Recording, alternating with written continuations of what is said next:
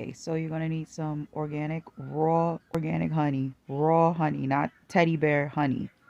You're gonna need some ginger. I had some leftover ginger from some food that I made. Some black pepper, some turmeric, and some garlic. I blended everything in my little coffee grinder.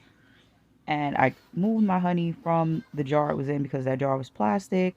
And I have to store this, so I put it in a glass jar.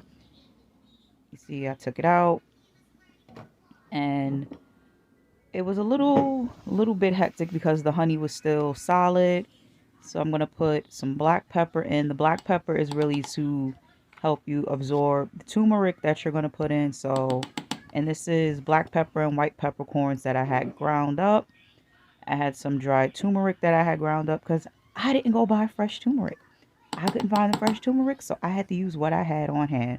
So I put about, I think I put four heaping spoonfuls, and the spoon is ceramic. It's not a metal spoon, it is a ceramic spoon because I didn't have a wooden spoon.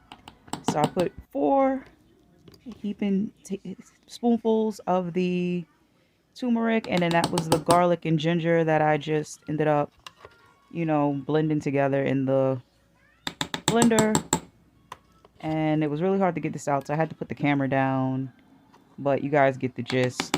So I threw everything in the jar, and this was a project to get this out, but I managed to get it all out and just mixed it all up. Mix, mix, mix, mix, mix. And there's your honey bomb. So here's the finished look, what it looked like. I think I added a lot of pepper to this because it was really, really hot, but all in good time. So you can put this in tea, put this in some hot water. Here I am trying it. And this is going to keep your cold away this cold and flu season.